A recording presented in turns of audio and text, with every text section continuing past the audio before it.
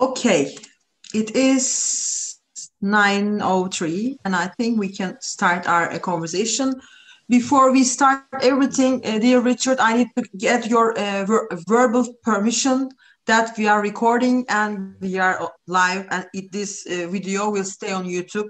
Do you confirm this? Okay, thank you very much. Yes, yeah, that's fine. Yeah. Yes, thank you very much. So I am also at the same time. Yes, I am checking. Yeah, we are live. Okay, let me make my opening speech and I'll give you the word to you, okay? Hello, everyone. This is Sedef Budak, founder and president of Turkish Women in Renewables and Energy network. And I am an expert of renewable energy sources and also a woman entrepreneur. This is our ninth session, Green Talks, and today we have a very active friend from Green Sector who is an expert on climate change and the director of sustainability at KPMG, Richard Betts. First of all, welcome, Richard. How are you? Thank you very much. I'm very well, thank you, and I hope you are well too. Thank you. Thank you for accepting our invitation. And today we will be given valuable information to our audience and energy sector about climate change. For whom still denying it, I would like to ask one simple question before start. What you were wearing in October 10 years ago? That is my question. Because I remember it was rainy and cold, you know, like a real autumn. You feel the breeze and the cool. Now it's like still summertime. So even this is, you know, if it's not the evidence, what is it? I don't know. Well, yeah, that's a good question. So October 2010, actually, I just got married. So I'd come to Istanbul. We had a second wedding in Istanbul. And then we had a wedding party in October. So this time 10 years ago, I was probably wearing my wedding clothes. Yeah. Nice. Congratulations again then for her 10th anniversary. Yeah. I just asked without knowing and regards to your lively wife too. So let's speak about climate change. Before I start, our audience, please, if you write your questions and comments in the comment box under our YouTube live, I'll be happy to share with dear Richard. Okay, Richard, what is climate change? And which is the situation at the moment? Yeah, sure. Well, just first of all, so yes, hello to everyone. It's great to be here to talk to you all. Yes, I can take that question. I also sent one or two slides that we can show. Yes. Yeah, maybe just we can look at the first couple of slides just for a bit of context. Some of the other slides maybe we'll look at if questions come up in one or two other areas. So yeah, why don't I just show one or two slides to give some context first of all. So on the next slide, and yes. Yeah, that's right. So on slide 2, that's an extract from the World Economic Forum's latest risk report. So every year they interview lots of experts around the world, and the end product from all of the interviews and analysis is their annual risk report. And you see there an extract which shows what, according to the leading experts, are the top risks facing the global economy over the next 10 years. And you also see it actually the trend over the last 15 years from when they started. And you can see how in the first years, there's lots of sort of blue and, sort of other colors, which related to sort of, traditional financial economic risks. Yes. And then you see how in the last few years, the nature of the risks have changed, and how, according to the top experts, the top risks facing us now are very different to what they were just a few years ago. And so you can see in the last column in 2020, they're all shown as green. And Yes. all of those green risks are essentially climate-related environmental risks. This slide here, we see the top risks by impact. Sorry, Yes. by likelihood. Extreme weather, climate action failures, natural disasters, biodiversity loss, human-made environmental disasters. Yeah, these are the. Yeah, that's right. So yeah, they're all connected to the climate crisis and the connected biodiversity crisis. So the experts are telling us that these are the top issues in terms of probability facing the economy. Now, they also do a study by impact, and impact, the magnitude. Even there, all except one of the risks are also climate-related environmental risks. The only one that isn't, in terms of impact, is the risk of nuclear warfare. So it's considered as less likely, but obviously, if it happened, the impact would be very, very severe. But even the risk of nuclear warfare is rated secondary to climate change in terms of impact, according to the top experts. So this sort of, puts it in some context as to just how severe climate and biodiversity risks now are. Now, on the next slide, and this is also an extract from the World Economic Forum's 2020 report. And the point I wanted to highlight there is how so often we think of things in isolation. I think it's in a way it's pragmatic. It makes things easier to focus on. It makes it more manageable. So often the focus is on climate change or biodiversity or on another topic. But actually, we have to remember that we live in a globalized economy, in a complex, interconnected planetary system, and actually, few of the risks operate in isolation, and that's what you see there. You can see all the connections between different risks, and actually, yes. on the left, you'll see a sort of infectious diseases. Yes, here. Yeah, exactly. Yeah, actually, so that was rated number 10. So this report came out at the start of the year before COVID, really kicked off. So it was on the radar. The experts were saying, the risk of infectious diseases is a top risk. You see it there in the top 10. But you also see how infectious diseases maps to lots of other things. You see how extreme weather maps to lots of other things. And this is the point. We tend to think of these things in isolation, but there are really significant connections.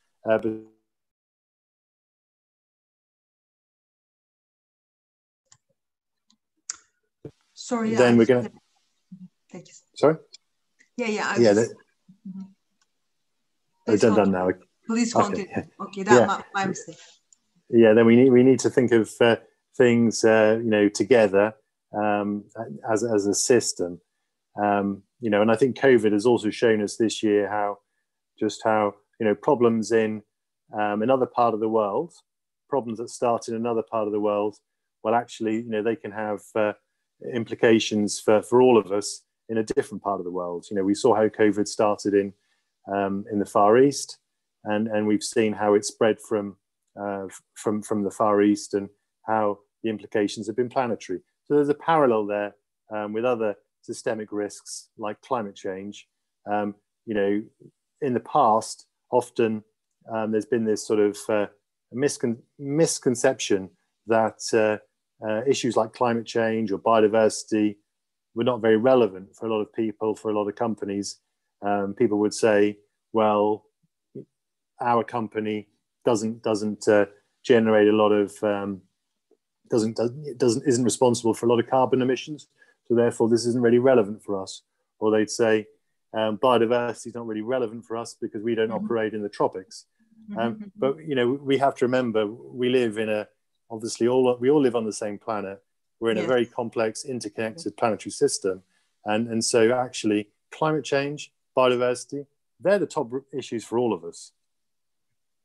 Yes, and I also see that like social instability, unemployment, as you said, you know, it's a huge risk of and fiscal crisis and deflation, financial failure. So it's like really, we are part of a big circle, you know, the circle of life, but it's also the circle of economy and so circle of welfare.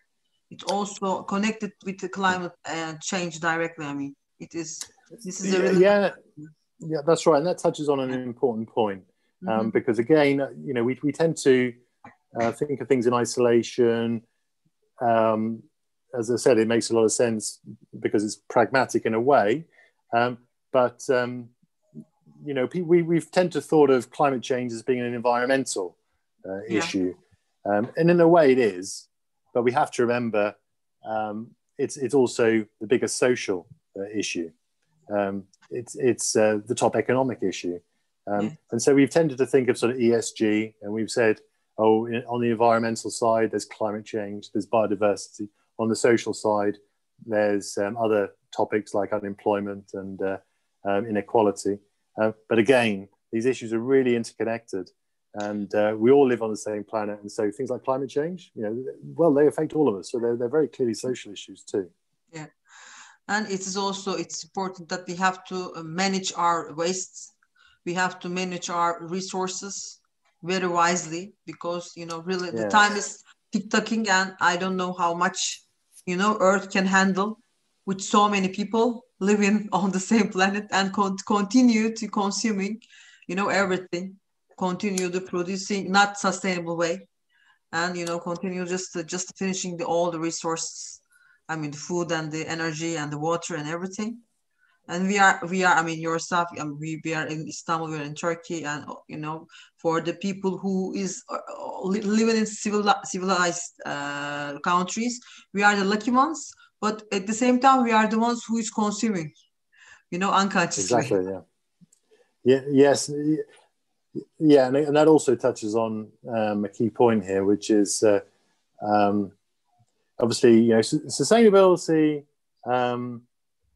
really asks us to adopt a new paradigm, to focus on, to take a systems approach, because in our prevailing model, we've been focusing on the very short-term impacts, on the direct impacts, and we've been ignoring or overlooking, not taking into consideration all of the other impacts. So, you know, the indirect impacts, the so-called non-financial impacts, the impacts on the broader stakeholder groups. And again, you know, we live in an interconnected world, and so, you know, overlooking these indirect impacts is a huge sort of market failure, a huge sort of limitation in the current approach. And, you know, previously we could get away with it because there were fewer of us, and our collective footprint was a lot smaller than it is now. But you know, in recent decades, the world's population has grown very rapidly, as we all know, and the size of the global economy has grown very rapidly, and our, you know, demand for a lot of resources has also grown exponentially. And at the end, so, you know, we've been using a sort of a linear model, but we live on a planet with finite resources, and so, you know, this linear model where we used to mine something and then manufacture it and then consume it, and then it would be sent to waste, or you know, the byproducts would be sent to waste. That could work when there were fewer of us and when our collective footprint was smaller. But, you know, due to the rapid growth in the size of the population and the size of the global economy, that can no longer work because the circumstances have fundamentally changed. We have to, whatever we do, we have to be part of the circular economy. As you said, we don't have any luxury We have to use it circular. Whatever we produce, we have to reuse it. We have to reuse it till it becomes non-usable. That's the, you know. Yeah, that's right. So the circular economy is gaining a lot of momentum now, which is great to see. But yes, essentially, we need to sort of move from having a linear model, as we said, going from the mining, manufacturing, consuming, and then waste, and then starting all over again with new raw materials, to a circular closed loop system where the end product becomes sort of the starting point for a new process.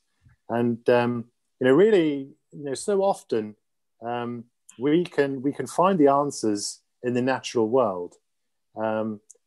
We in our system, our prevailing system, we have this linear model, as we've been saying. But when we look at the natural world, in so many places we see circularity. We see cycles in terms of the water cycle, the nitrogen cycle. Yes. And we see how there's very little in terms of waste in the natural world, from the water cycle, from the nitrogen cycle, from the life and death, in lots and lots of examples of how the end product is just recycled and reused again. So I think we can take a lot of inspiration from the natural world in that sense. And the circular economy is gaining a lot of attraction. We're working in this area a great deal. We have a lot of projects in this area, and it's getting a lot of interest.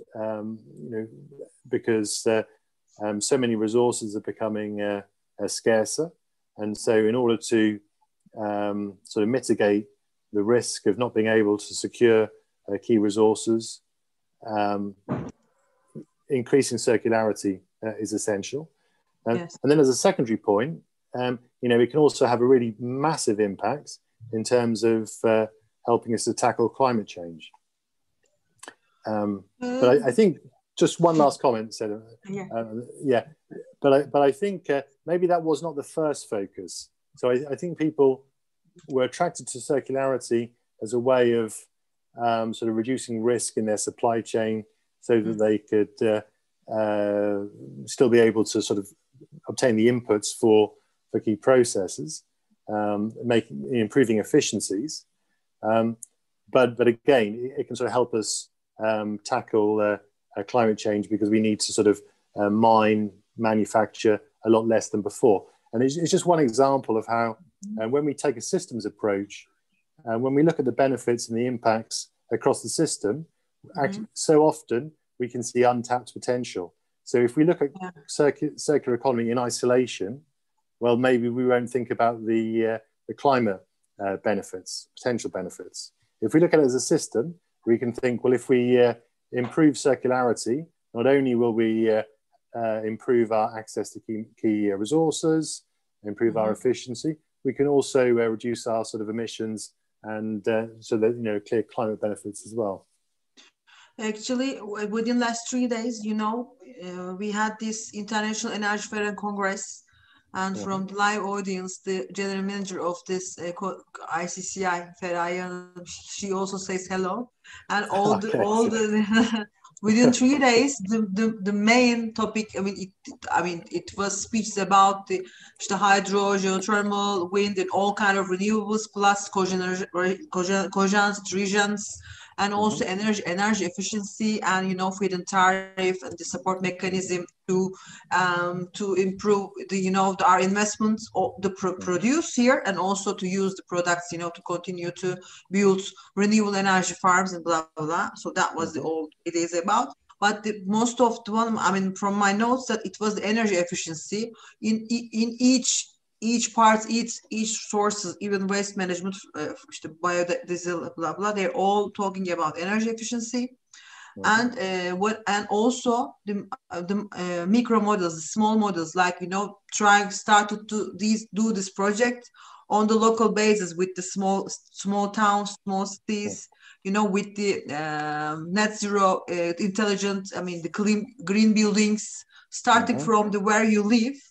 then you can, you know, continue to develop and to make more sample projects to prove that it is, I mean, it is possible to, you know, to reduce your carbon emission as person, as, you know, as a street that you're living, as city, you know, it's possible to turn cities, big cities to sustainable cities. And it's also very, I mean, it is, I mean, as a citizen or as a renewable expert, as your climate expert, that also should be a topic. We should be also pushing the local, maybe government, the local people, you know, our society that we are belonging to, you know, to promote, to make people understand it's not something futuristic, it is real, and it's possible to make your way of living sustainable with the reduce your carbon emission, even by changing the vehicle you are using, you know, even by managing your waste, you know, everything is just, but it has to start from the micro level, the mini level. It is kind of, then it will become like a big, when you throw a stone into the sea or the lake, then you'll see the result with getting bigger and bigger circles. So I mean, in Turkey, I believe we have some level of understanding, and you know, we know what's going on. But it's also, as you said, it's the matter of economics and matter of the government policies and the companies, you know, the board's decisions, how to do it, how to decide on what to do, the next step, you know, who to hire, who to fire. You know, all these things are very actually it's linked to each other. And I would like to. I read one of your articles about decarbonization. Actually, that is also an important topic that I would like to understand, listen from you. What is decarbonization, and how we can? Is it something we can achieve? How we should do it? I would like to hear from you.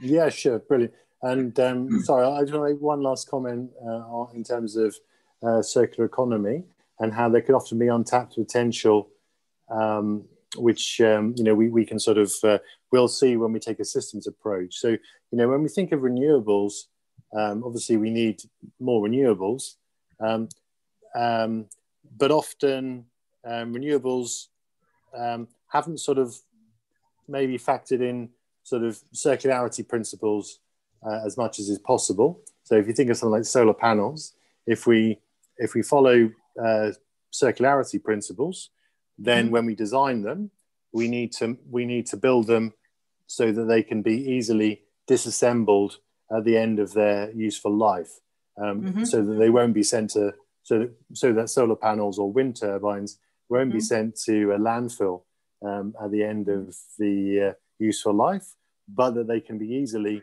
disassembled, and so that the constituent parts can be reused in other applications. Actually, I am also getting some connections, some calls from some European corporates, energy corporates, that we used our turbines for 10 years, and now we want to resell it, or, you know, we want to to make an inspection and then reoperate it. How we can, you know, continue to using it till how we can extend the lifetime without, you know, creating some waste out of it. Try to keep them as long as possible. And that is also, again, a matter of course, the way of thinking that, okay, it's not you use something and you throw it away. Either it's a glass or either it's a turbine. It's the same. You have to keep it as long as possible. And in Turkey, we have, of course, 8 gigawatts of installed capacity in wind and about 6.5 in solar at the moment. Yeah, great. Yeah. And now because we just started, I mean, maybe, I don't know, 10 years ago to wind properly, and within less than 4 years in solar, since 2017. And it's just the 4th year. So everything is still new. But I do wonder, of course, what will happen after 10 years. We will have a big, you know, rubbish pool of the big, you know, parts, as you said. Or are the investors, you know, or the owners or developers will try to continue to use them, will try to repair them, you know, to extend the lifetime as possible. And I mean, and that's right. I mean, in most of the world, the use of solar panels and wind turbines, it's increasing rapidly, isn't it? And so this is an issue that a lot of parts of the world are going to be sort of facing in sort of 10 years or so, in terms of what to do with solar panels, wind turbines at the end of the useful life. So if we start now in sort of with the new actually designs, it is like 25 years, but because the technology is 25 years changing, normal, it's like people, investors looking for, the technology is past, so I want to get the new one. They don't wait till end of 25 years, because it's losing the efficiency at the end of the day. So but I just think that's right. So, but if we can sort of start with circularity principles in mind, and design solar panels, wind turbines for disassembly at the end of it, then they can be reused, and we can sort of then potentially avoid the need for as much manufacturing, mining in the initial phases. I think that's the point, and hence reduce the life cycle emissions as a whole. In terms of decarbonisation, and maybe just because we showed the slides, so just as a quick as a quick summary, we need to think about climate change first. So the first comment is, throughout Earth's history, the climate of the Earth has changed, and there have been many periods in Earth's history that have been very cold. There have been hot periods. There have been, times sort of 50 million years ago with the Eocene, when the average temperature was about 5 degrees warmer than it is now. So, there's been a lot of hot and cold periods throughout Earth's history. So we all know that the climate changes naturally. But when we talk about climate change nowadays, really what we're talking about is human induced climate change. That we have changed the climate, because in the last 10,000 years, in what's known as the Holocene geological period, the Earth's climate has been pretty stable, and it's just in the last sort of 250 years, since the start of the Industrial Revolution, which started in my home country, that things have started to change. Essentially what we're saying is that through the combustion of fossil fuels at a large scale, we've been emitting increasingly large amounts of greenhouse gases like carbon dioxide and methane in particular into the atmosphere, and as a result, we've started to change the climate. So the combustion of fossil fuels, that's the number one cause. There are other causes that are also significant, such as through agriculture, deforestation, use of refrigerants. So there are other important causes, but through the combustion of fossil fuels, oil, gas, coal, agriculture, deforestation, the use of refrigerants, we've changed the Earth's climate. And so the average temperature of the Earth now is about 1 degree centigrade warmer than it was at the start of the Industrial Revolution.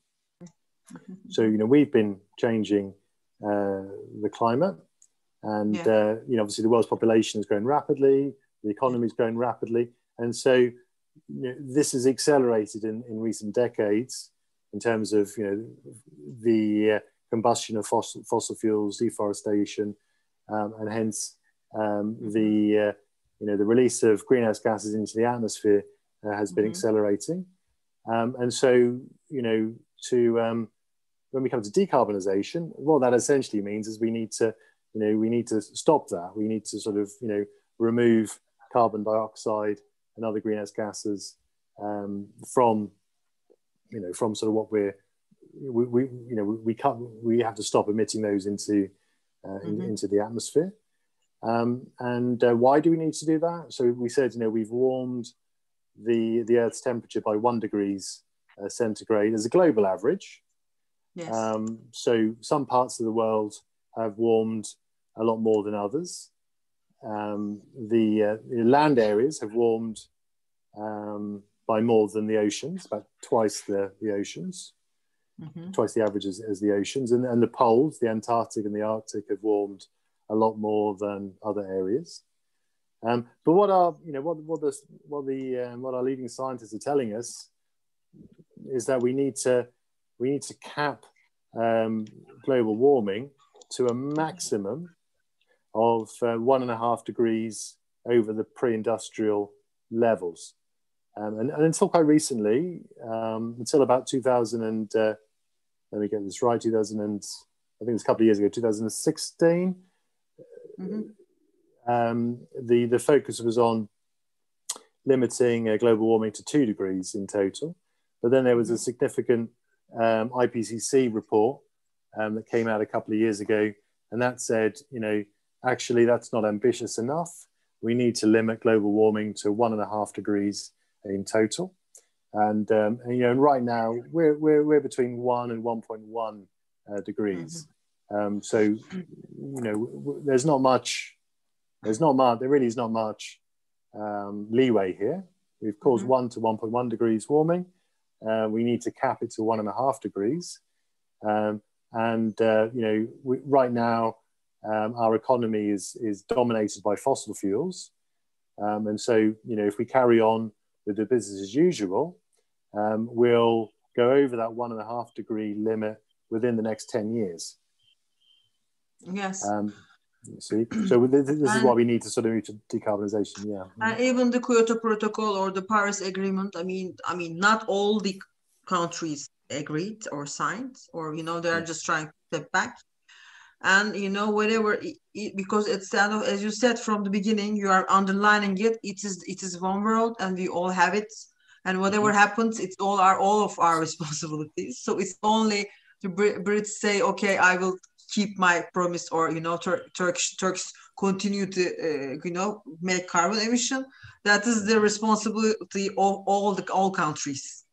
I mean, it's not only. I mean, I signed. Okay, I do my thing, and I don't want to. I don't agree, or I don't want to take care of. I mean, I don't want to reorganize of what I'm consuming or what I'm producing. But I mean, what do you think it is really possible to go back the time before the Industrial Revolution?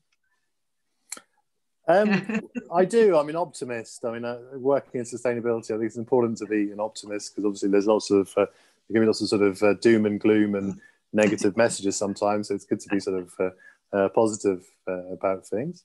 I mean, I think in the past, to most people, the sort of these concepts around climate change, they seemed very like futuristic. They didn't seem very tangible. We live in a modern world that's very hectic, with all these short-term pressures, and people have lots of sort of day-to-day worries. And so these sort of discussions around climate change, about how it was going to be a problem in the future, it just seems sort of, to a lot of people, not very relevant to their very busy modern lives. And that was, I think, the situation until quite recently. But then I think over the last year or so, for a lot of people, it's been like a sort of like a wake-up call, because we've seen severe extreme weather events in Australia, in California, in the Arctic, Siberia, the Amazon, in lots of different places. And I think it sort of made a lot of people realize that, actually, we're not talking about a future problem. We're talking about a problem now. Yeah. It's a problem now. And so I think this is sort of leading to an acceleration in momentum. We have a long way to go. But there's been a lot of important initiatives, declarations, pledges, companies, sectors, countries, increasing their levels of ambition, because people realize, it's a problem now. And this has been a key change. You mentioned the Kyoto Protocol. Well, to mention another protocol, there was also the Montreal Protocol, and this is often held up as a success story, because the Montreal Protocol focused on the ozone depleting substances, which the refrigerants, which were contributing to the ozone, the hole in the ozone layer. And all the countries around the world, they came together and they signed up to the Montreal Protocol, and because they realised this was a problem for everybody. Yeah. And and now the hole in the ozone layer has been healing, and it's been getting smaller. So that's often shown as how international collaboration can work. So that's a positive. Now, when we come to carbon, when we come to greenhouse gas emissions, when we come to fossil fuels, so we have like a nice example from the Montreal Protocol, but also we are in a different situation because our economy is overwhelmingly dependent on fossil fuels. Yes. And so countries, they could sort of move away from the ozone depleting substances, relatively painlessly in most cases. But obviously, very few countries can easily move from fossil fuels so quickly, because it's the bedrock of their economies, and I suppose that's why it's been part of the reason why progress has been a lot harder. But again, I think now we see much more ambition. People are realizing it's a problem now. Citizens realizing that, and I think when citizens take something seriously, then governments, they also take things more seriously, because obviously governments, they want to stay in power, they want to sort of focus on what the voters are focusing on. So I think a key thing with climate change is that it's such a big issue that none of us can solve it in isolation. It's crying out for collaboration between different stakeholder groups, and we all have a role to play. So as citizens, we can sort of demand change from those in power. Those in power, governments, they can sort of put in place the right policies to give the sort of long-term certainty to the market, so that companies know what to invest in, and companies can be the sort of the engine of innovation. So all of the different stakeholder groups have a role to play here. It's also important to. When I was preparing for our talk, I mean, with the ozone hole example you gave, it's very good, because in Turkey we also have a legislation actually officially published in April 2017. I'm now looking at it. Legislation regarding to the stuff goods, which is thinning the ozone hole. So we have first, as you said, the people are alerted. Then people started not to use the I don't know, that the deodorants, which we have all been through this for the last 20 years. We stopped avoiding using some certain products which we know that it is affecting the ozone. So we all changed our consumption habits and blah blah. Then eventually government has to come up with a law or legislation saying, okay, guys, we got it. So we are also putting it under the law. Then whatever who produce such products, they have to careful about that. Is the new technical standards. You have to do this and that, or not do this and that. I strongly believe, and I hope that these kind of orders, law and orders, came to the point also, especially for the carbon emission, and also some certain industries we have this energy efficiency, you know, and the the gas emissions and some technical specifications, but not exactly direct, you know, to the point. Okay, guys, you are able to do or not to do this and that. That is where we should be, I think, where all governments should be going from now on. That is my own. So just I think two comments on that. Comment one is that you know, I feel. You know, a lot of people, I mean, I think most people now realize we have a problem with climate change and, you know, want change. But I feel a lot of people, you know, a lot of people sort of feel that they can't do anything themselves because they're just one person. And often people sort of wait for other people to do something. And often people wait for sort of the government to do something. And I think the point now how it works. You have to put your hand under the stone. That is now how it works. You know, I know. That's right, isn't it? I think that's right. So obviously the government has a role to play. But as you said, as individuals, we have roles to play. Companies have roles to play. So you know, we can do a lot ourselves. And as people, again, as voters do more, then governments also do more. Because they often, you know, they like to be, they'll react to what they see people caring about. So I think that's the first point. The second point is, you know, big change. You know, as you know very well, Sedef, in the last few years, is that you know, the economics has fundamentally changed because the you know, the cost of renewable technologies like sort of solar and wind, they've reduced dramatically. Yes. You know, all around the world.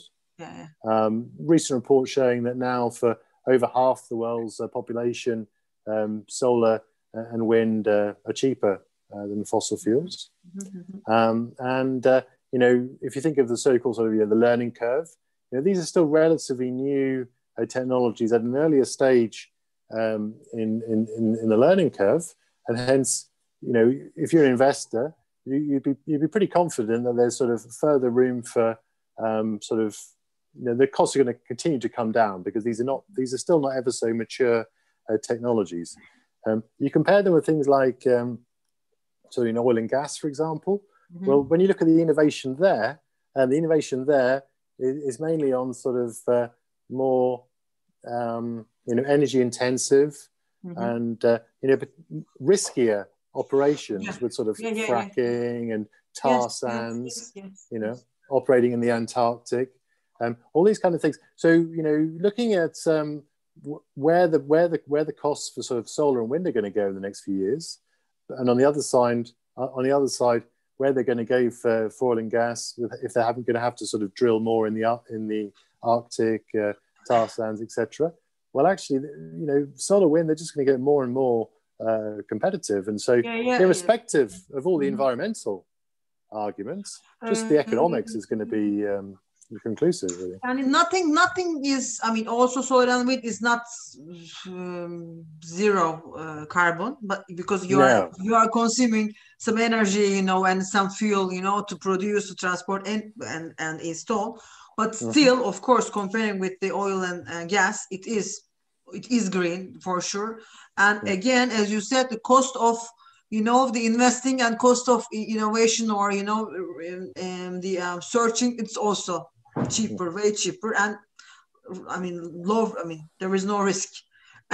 Like you are finding, you are making a petrol drill, or, you know, it is, I mean, easy, and it is safe also, comparing with the use of using conventional the dirty energy, let's say, from my point of view. And that's right. And for 2050, the European Union target is to have all energy production from all renewables. You probably know already that in Denmark, they are producing 105% of their energy from renewables, and now they are exporting the renewable energy. And the Holland and Germany is following their step. They're just shutting down the nuclears. They're shutting down the thermal power, coal power plants. Even how the Chinese get involved with the solar and the wind power because of the heavy air pollution. They have to clean their all of the air of China. So they have to decrease the capacities of the operational coal power plants and fulfill the need with the renewables. That is how they developed this, how get involved 20 years ago to the renewables. Otherwise, they were okay because they have their sources. But at one point, the people cannot breathe, there is no fresh air. There's no clean air. So they have to change their attitude. So government started to invest and support to factories who will produce and innovate the technology for renewable energy.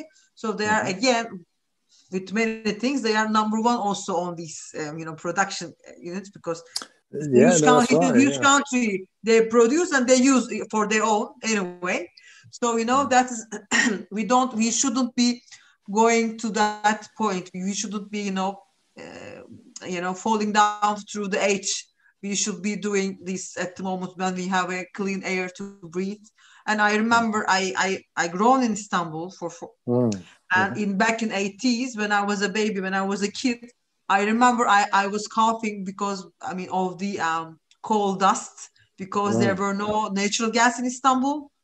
Right, and when my parents they were walk me through good kindergarten or the first school, whatever, I was hardly breathing clean air. I remember very well. Then back in 90s, the natural gas came. Then people started to switch their system to natural gas. Then we will start to burn to the wood or coal. Then it changed dramatically all Istanbul air. And I don't know what you think, but it is now actually, I've been also traveling, you've been traveling, Istanbul air is still quite clean comparing with the other big cities of the all around. Well, just one comment on coal.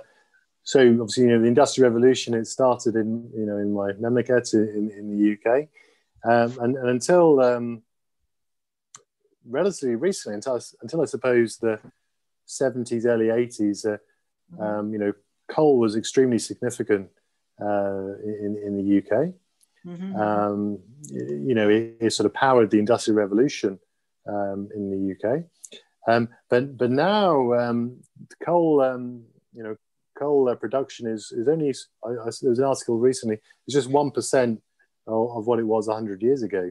And there's only sort of 5 coal plants that are still open in the UK, and the government's got a 2025 phase out plan. So those last 5 will be shut within the next 5 years. But UK is very strongly developed on offshore wind as well. The offshore is gone. Yes, it is. Yeah, that's right. And so, as in quite a few places, there are restrictions in terms of onshore wind. So right now, let's see if they get changed, but they may have to now because the UK signed up to it's put it into law that it will move to net zero economy by 2050 latest. So it's likely they'll have to revisit onshore wind restrictions.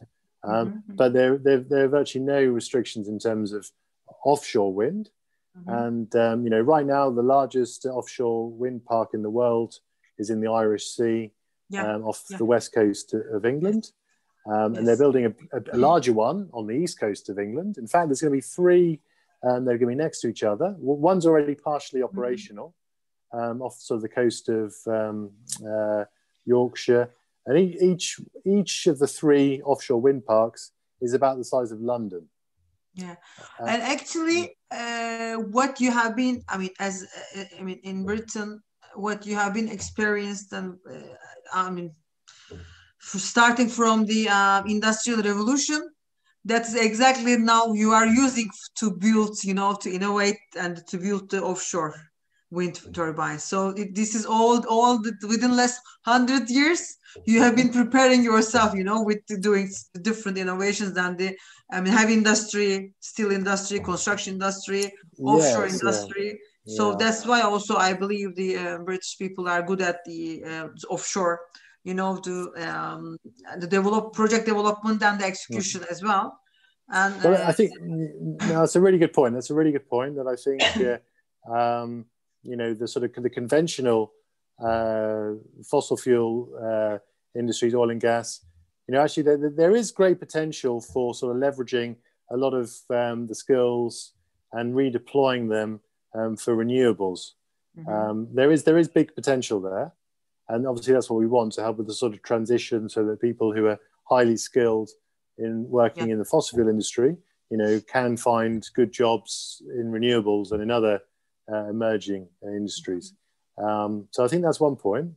Yeah, there's definitely sort of good potential there. Yeah.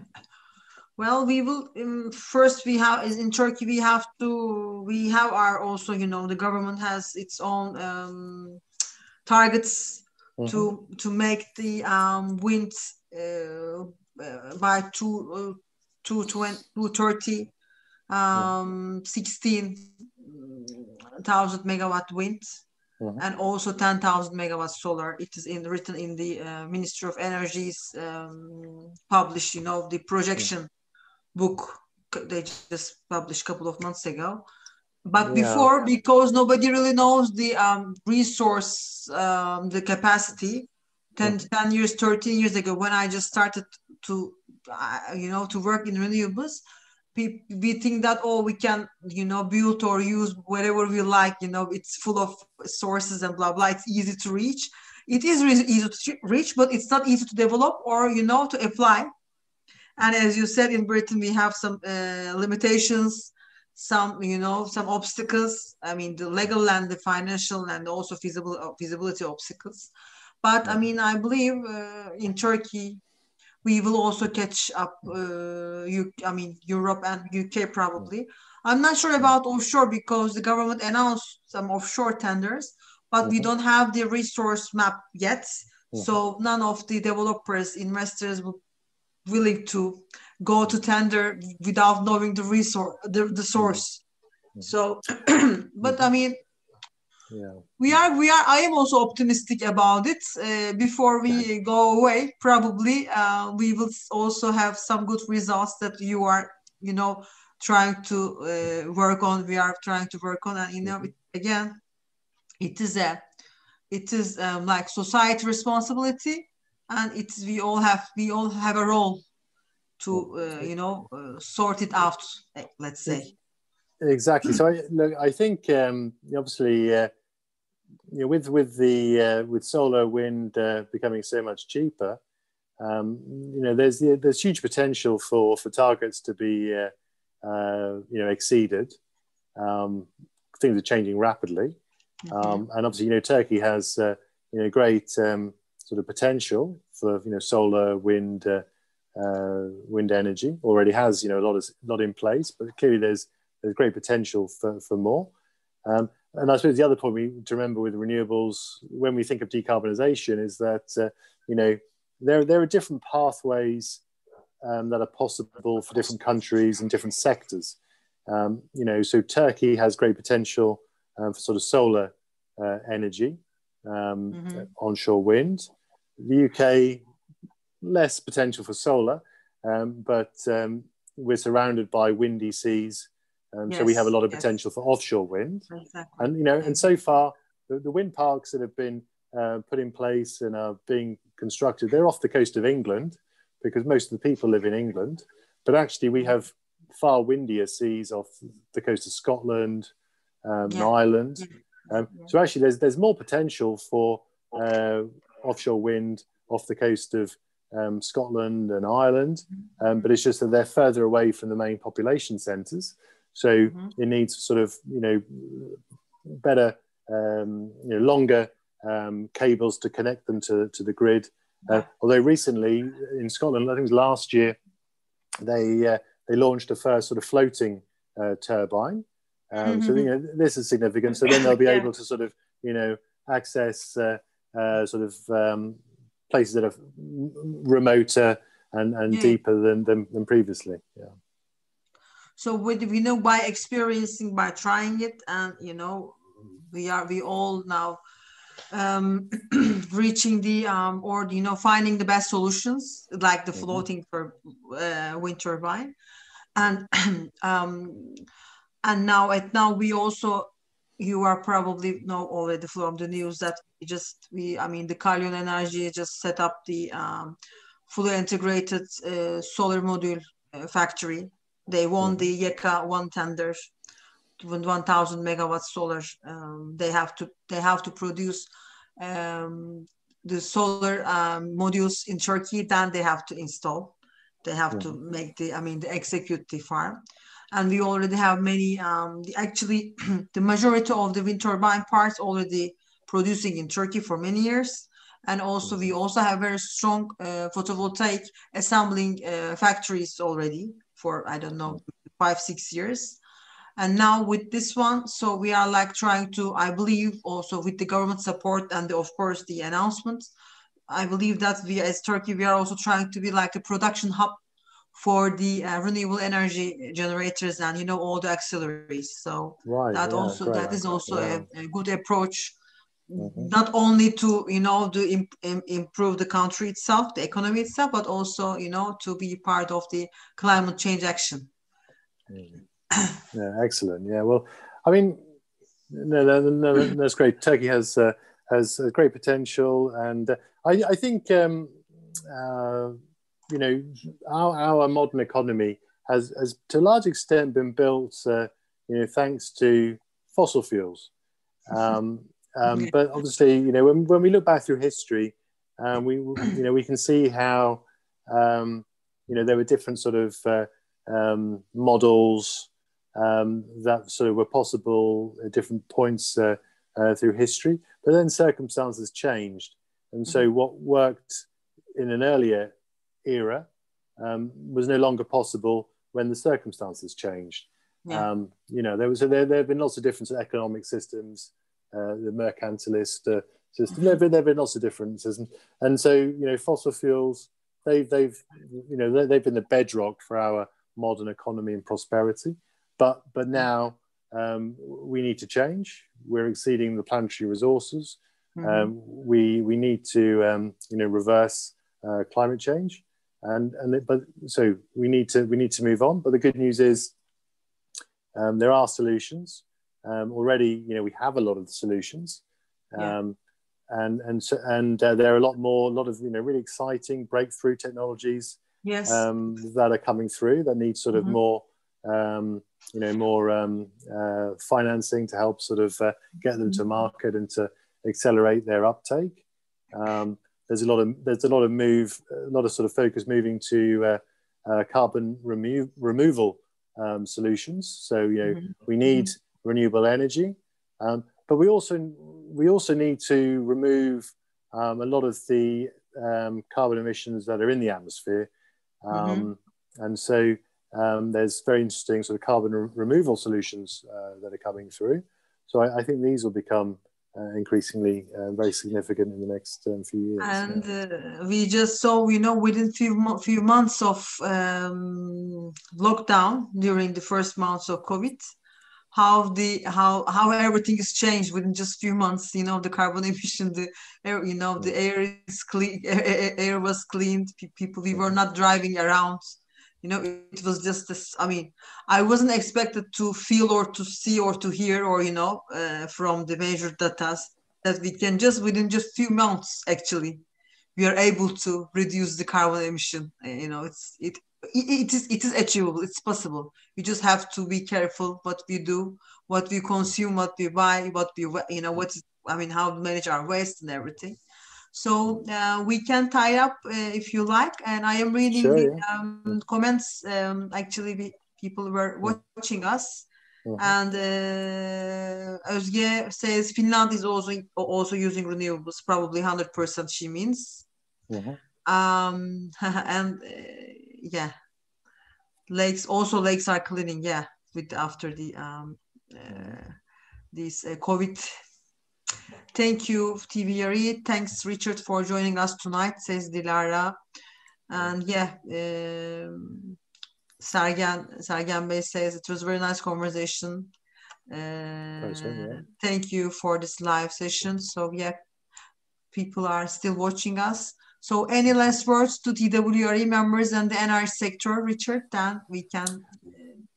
So just two last comments. So, yes, COVID has shown us how COVID has been a good example. I mean, actually, it's been obviously a terrible experience for everybody, but the latest estimates show that emissions this year will probably reduce by about 7%, 7 to 8%. But then, the scientists are telling us that actually we need to achieve a minimum of 7 to 8% reduction in emissions every year from this year through to 2030 in order to avoid the worst of climate change. So this year we'll kind of do it, but look what's had to happen. But with the force measure thing, exactly. We have to do it, that's the point. And I think so. It's been great. I really enjoyed talking to you, and so I'll be happy to if anyone wants to sort of follow up with questions, I'll be very happy to help there. And just to sort of reiterate that this is sort of these issues affect all of us, but we can all have a tangible impact in working towards the solutions. We all have a role to play here. With also we had this green calls series and green classes and now green talks. With the green classes, we still continue to make some free trainings, but technical trainings to our followers and the members. Also with the biomass, with the waste management, and also even the macro algs that will all lead to the climate change, like climate action. So thank you for your time. I believe, and we would believe, it's, as you said, it's a linked world, and we only have one world, and we have to take care of as much as we possible. It's it's all of our duties. So thank you for your time, Richard. Thanks to you. Thanks to the audience for listening. If there will be any questions, I mean, it's not actually at the moment, but our audience can also find you from LinkedIn. Yeah, sure. And thank you for your time, and hope to meet with you in person later. That would be great. Yeah. And thought about times after COVID. We will hope we will be talking nicer, better topics in coming years. Discussing some results of some the drastic improvements, let's say. Let's hope for that. Yeah, inshallah. Yeah, that would be great. Yeah. Okay, so have a nice weekend, everyone. Thanks, all. Thank you.